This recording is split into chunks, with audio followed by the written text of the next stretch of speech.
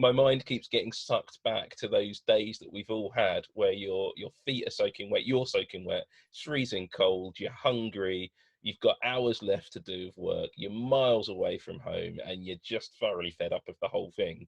There's an awful lot of days like that to come in pretty much all of these roles. Winter testing can, it can be pretty horrific, but there's some really, it sounds a little bit world's smallest violin, but trust me, when you're coming up and you're not necessarily doing the big series that you really want to aspire to, and you're doing something much lower level, that's where you're really proving yourself. You're getting through that, and it's that grafting. For me, it was various Welsh forests in the Rally Championship and the paddock at Snetterton. And actually, for me, the event I still go back to and I still do the commentary on was one of the first I ever did is Formula Student. And I started doing that at an airfield in Leicestershire at Bruntingthorpe, and now it's at Silverstone. I think it's going to move again soon. And I love doing that event, and I love doing the commentary on that. Every year I go along, and I'm just really happy to be there. And so the question came up, what event do you most look forward to each year? I have to say it's actually Formula Student. It's not Formula One or any of the other events. It's just this brilliant, wonderful student-based event. And if you're still a student, get involved with your team, because that is such important experience that you don't get if you don't go to uni. So whilst all my mates were going out and getting drunk on a Friday night and having a wonderful time, I was sat in a radio studio in Luton. Seriously, guys, the pub can wait.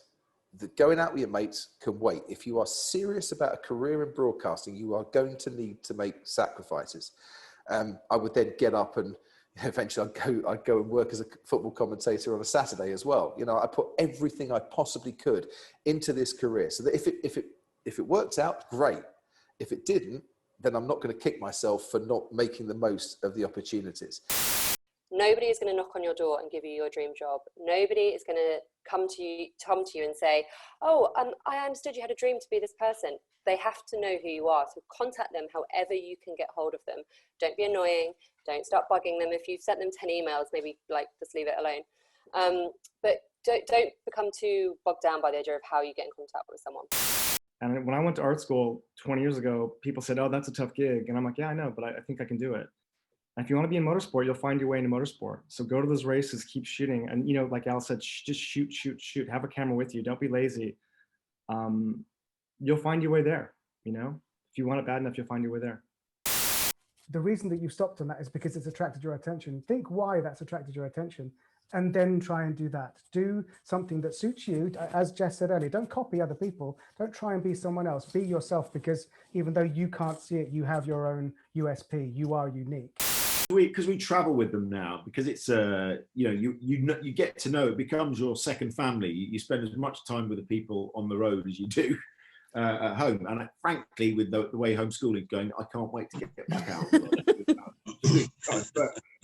If you want to be involved in the world of media, full stop, this doesn't just apply to motorsport, but think very carefully on your own personal social media channels about how you project yourself, because this will be one of the places where potential employers look to find out how you represent yourself. So think very carefully about how you communicate your beliefs. And that doesn't mean don't stand for anything. Stand for everything that you want to stand for. But think very carefully about the way that you engage with people on social media. And just know every comment, every post, everything, it's there and people can see it. So remember that. Remember that somebody like me who's potentially looking for somebody will look at that, and I will form, even if it's an educated judgment, but I'll form an opinion on you based on your posts. And I think that's something that people perhaps forget. There's a massive difference, huge difference between entertainment presenting and sports presenting, because the majority of entertainment presenting is pre-recorded. Sport is 99% always live. I went to interview Sebastian Buemi in his car, and he sat down. So when a driver's seated, guys, it's pretty much a no-go to stick a microphone under his helmet and ask him a question. So I've already crossed the line. I don't know where I am. I don't know what my own name is, never mind his name. And I'm just sat there, and it's so funny. It haunts me now. I'm getting all nervous thinking about it. I sat for 45 seconds, which is a lifetime in live television, just staring at his steering wheel. And our director said, Vernon, if you can hear me, just say something. I actually did the Super Bowl live in 2009 with Jake Humphrey, and Jake was back in the studio in London, and I was out in Miami.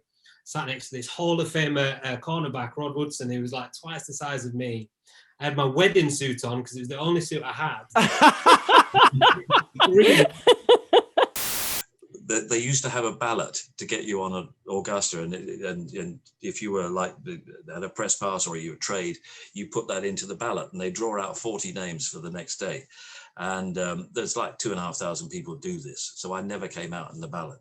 And we had a production company that would do all our facilities. They came in from St. Louis, and we had a guy in the sound truck who was about 22 stone.